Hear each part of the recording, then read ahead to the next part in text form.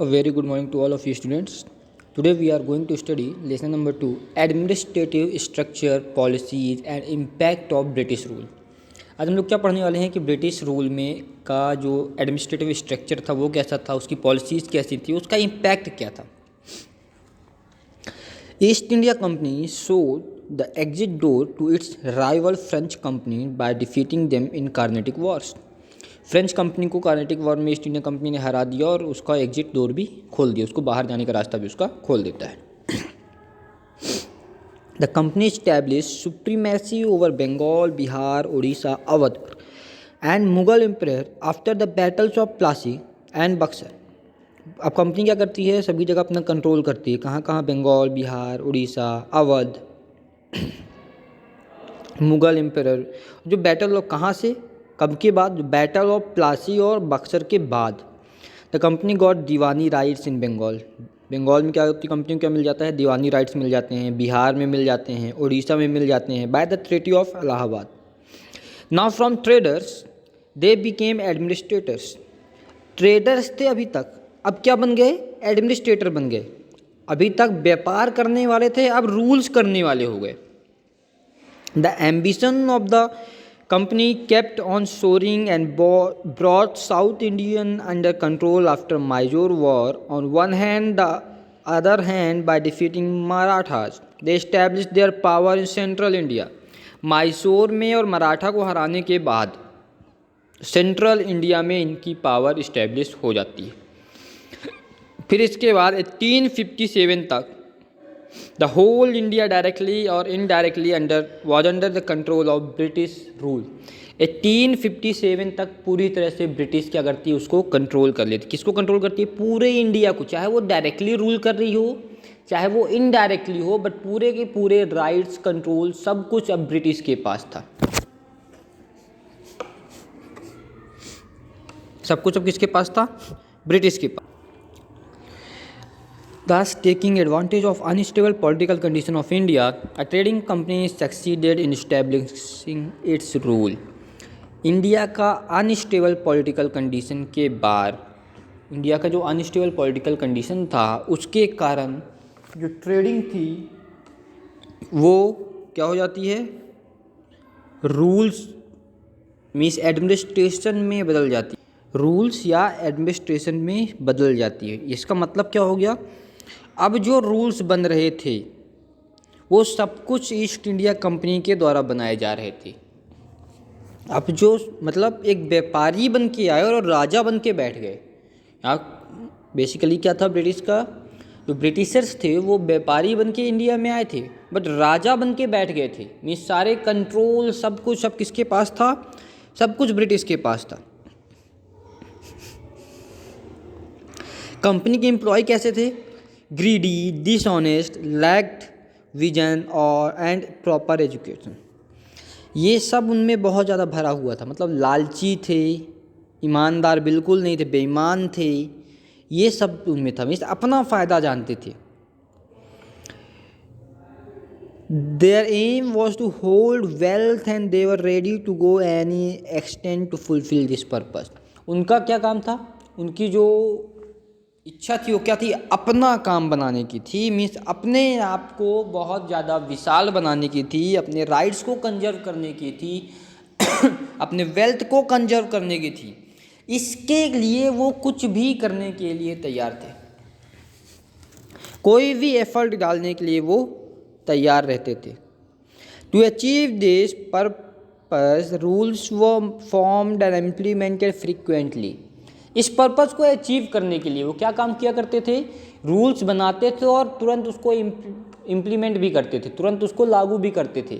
मान लो कभी किसी रूल से उनको फ़ायदा नहीं होता तो उसको चेंज भी करते थे.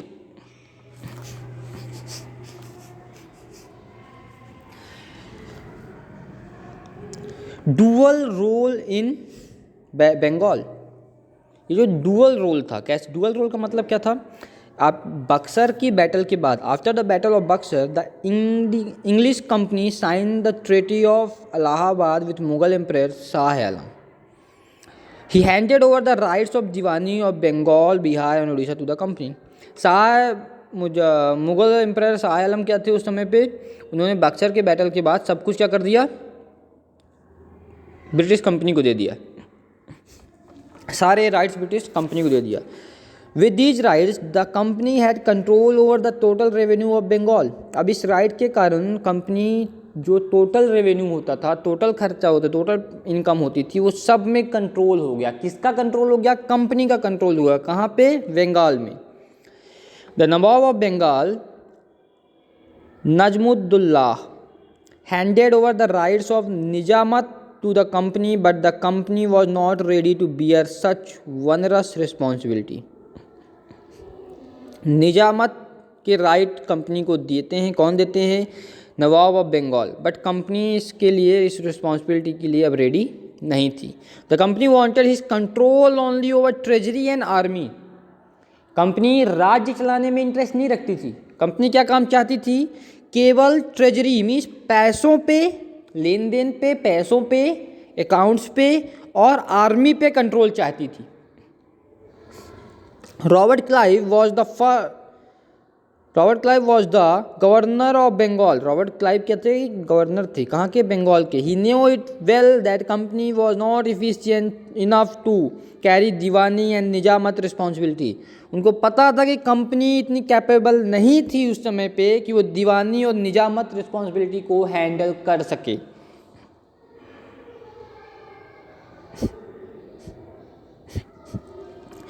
Clive was diplomatic, so he left the Nizamat to Nawab of Bengal and took Diwani rights in his hand.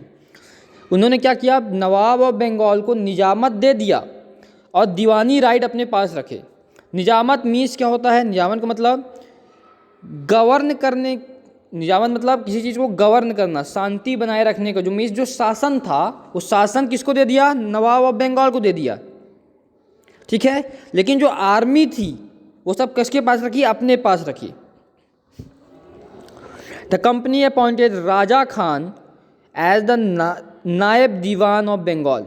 नायब दीवान के रूप में राजा खान को कंपनी ने अपॉइंट कर दिया। And Sitab Rai was interested the same task in Bihar.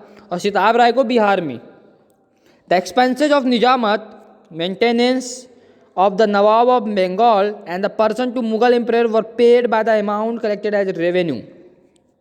इनको जो पैसा दिया जाता था, किसको? नवाब ऑफ बंगाल के जो मेंटेनेंस का खर्चा था, निजामत का खर्चा था, वो सब कुछ रेवेन्यू से कलेक्ट किए गए अमाउंट से ही दिया जाता था। The remaining money was deposited in the treasury of the company. बाकी पूरा का पूरा पैसा कंपनी के खाते में, कंपनी के खजाने में जोड़ दिया जाता था। Thus the power of Bengal was divided between company and the नवाब। अब यहाँ से क्या होता है? नवाब और कंपनी दोनों में पावर बट जाती है। नवाब और कंपनी दोनों में पावर बट जाती है। इसी को बोला जाता है डुअल रूल सिस्टम। इसी को क्या बोला जाता है? Dual rule system. अब इसके डुअल गवर्नेंस के डीमेरिट क्या थे? The real control of Bengal lay in company's hands, but in reality it was free from all liabilities. जितनी भी liabilities थी उन सभी से ख़त्म था। कंट्रोल किसके पास था? कंपनी के पास था, बट वो सारी liabilities से फ्री थी। Nawab was the ruler of Bengal, but his exchequer was empty and he was powerless. Nawab ruler जरूर था बंगाल का, बट उसके पास कोई भी पावर नहीं थी, कोई भी अधिकार नहीं थे। The company was not responsible for security and governance despite having control over treasury and army. Company केवल ट्रेजरी और आर्मी पे कंट्रोल रखती थी, बाकी किसी भी चीज़ पे, ना ही गवर्नेंस पे, ना ही सिक्योरिटी पे किसी की रिस्पॉन्सिबिलिटी नहीं लेती थी। यही डुअल रूल क्या क्रिएट करता है? यही डुअल रूल मिक्स कर देता है। क्या करता है? एक स्टेट में बहुत ज़्यादा मतलब जो लॉजिकल थिंग्स होनी चाहिए थी वो ख़त्म कर देता है। मीन्स इम्प्रॉपर बैलेंस कर देता है, इम्प्रॉपर बैलेंस क्रिएट कर देता है। The dual rule in Bengal damaged agriculture. ये डुअल रूल क्या क्या करता है? एग्रीकल्चर ख़त्म कर देता है, इंडस्ट्री ख़त्म कर देता है और बंगाल में ट्रेड भी ख़त्म कर देता है। जब ये सब कुछ होता है तो कंपनी वैरेन हास्टिंग को गवर्नर ऑफ बंगाल 1772 में अनाउंस कर देती है, अपॉइंट कर देती है।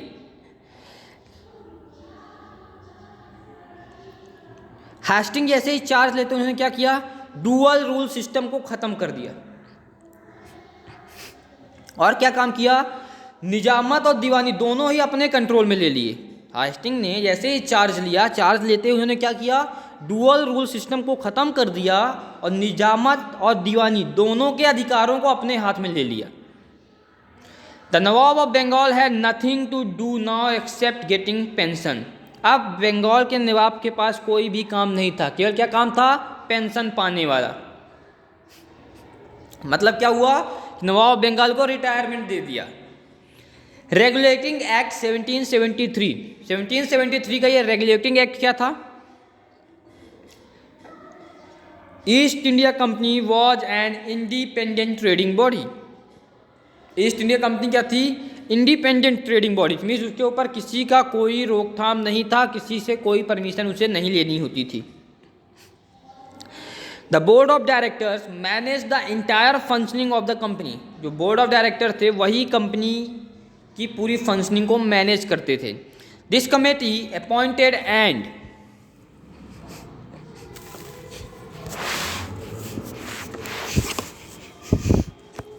dismissed the staff of the company. The directors of the company formulated the foreign policy, trading policy and maintained the army. After 1757, there was a change in company's objective. It was not trying a trading company but had also become an administrating company. The British government had to intervene in the working of the company. इसके बाद क्या होता है, जो east India company थी अब वो क्या थी, आर्मी पे कंट्रोल कर लिया, पॉलिसीज़ खुद बनाने लगी, ट्रेडिंग खुद करने लगी, सब कुछ खुद किया। तो 1757 में अब उसको ऑब्जेक्टिव क्या था कि वो ट्रेडिंग कंपनी बन के नहीं रहेगी, क्या बनना था उसको, एडमिनिस्ट्रेटिंग कंपनी, मीन्स शासक बनना था उसको।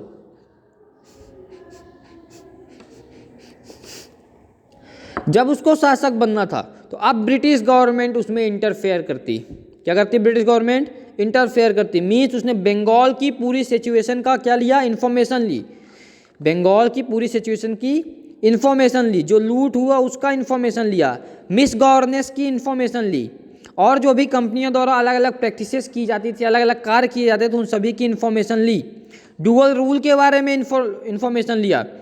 इसके बाद क्या किया उसने, ये जो कंट्रोल था ब्रिटिश गवर्नमेंट ने, कंपनी का जो कंट्रोल था उस कंट्रोल पे क्या किया, उसका सलूशन दिया, उस कंट्रोल को सॉल्व किया। उसने एक एक्ट पास किया। कैसा एक्ट था, उस एक्ट का मतलब ये था कि जो ड्रॉबैक्स थे ब्रिटिश कंपनी के उन सब पे काम किया जाए। रेक्टिफाई किया, किसके रेक्टिफाई किया, मीन्स उसको सुधार किया। किसको सुधार किया, कंपनी के द्वारा जो मिस गवर्नेंस का काम होता था, जो अपने एक फ़ायदे के लिए कंपनी काम करती थी, उसमें भी सुधार किए गए।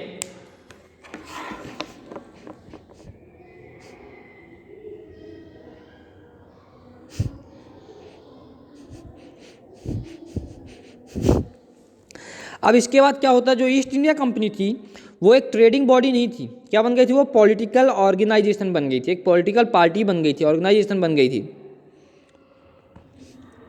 फिर कुछ चेंजेस हुए, किससे चेंजेस हुए, राइट्स ऑफ फंक्शन को लेकर चेंजेस किए गए, राइट्स और फंक्शंस को लेकर कुछ चेंजेस किए गए थे। Company had to bear the responsibility of war and treaty. War और ट्रेटी की रिस्पॉन्सिबिलिटी किसको दी गई, कंपनी को दी गई। They had to look after judicial, security and revenue affairs. और क्या देखना था उसको, न्यायपालिका, सिक्योरिटी वगैरह भी उसको देखनी थी।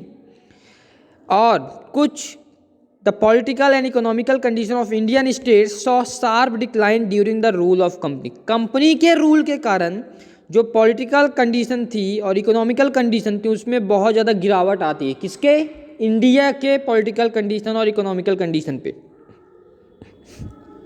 इन सब चीज़ों को देखते हुए ब्रिटिश कंपनी ने क्या किया, 1773 के एक्ट को क्या किया, थोड़ा सा उसमें चेकआउट किया क्या कमियां हैं। फिर उसके बाद 1774 का एक एक्ट लागू कर दिया। ठीक है। Provisions of regulating act, in regulating acts का प्रोविजन क्या था? The act provided specific measures to set up a new administrative framework.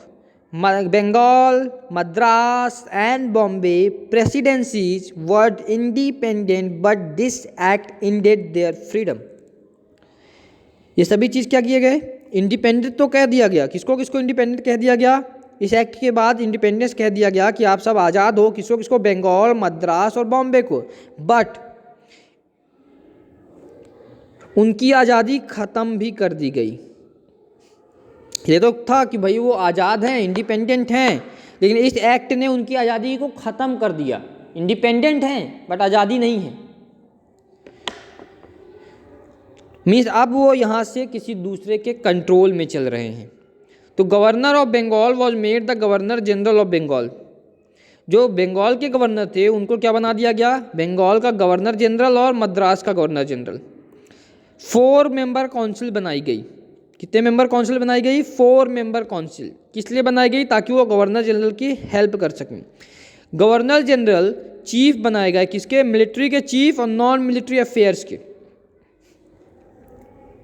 Means he had the right, उसके पास अधिकार था। किसका अधिकार था? जंग को डिक्लेयर करने का। वॉर वगैरह जो डिक्लेयर होती थी उन सभी को डिक्लेयर करने का अधिकार किसके पास था? गवर्नर जनरल के पास।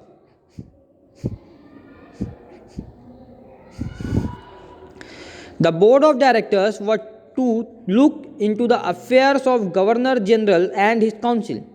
जो बोर्ड ऑफ डायरेक्टर थे उनको क्या काम करना था? गवर्नर जनरल उसके काउंसिल्स के ऊपर नज़र रखनी थी कि भाई ये क्या काम करते थे, इनके क्या अधिकार थे, सब कुछ।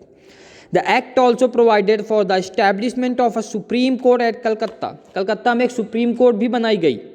किसके कारण बनाई ये सुप्रीम कोर्ट? एक्ट के कारण ही। The officials and the employees of the company as per the act were given high salary, but they were prohibited from taking presents, gifts and indulging in personal transaction. जितने भी official थे, means company के जितने भी अधिकारी थे, उन सभी को क्या कहा गया? बहुत हाई सैलरी दी गई। सैलरी तो हाई थी बट उनको मना कर दिया गया। किस चीज़ से मना किया गया? ना ही वो गिफ्ट ले सकते थे, ना ही कोई प्रेजेंट ले सकते थे, ना ही कुछ पैसे वगैरह किसी से दूसरे से ले सकते थे। इसके बाद आपका टॉपिक आएगा डीमेरिट्स ऑफ द एक्ट, जो हम लोग नेक्स्ट टॉपिक में पढ़ेंगे, नेक्स्ट वीडियो में पढ़ेंगे। Okay students, thank you.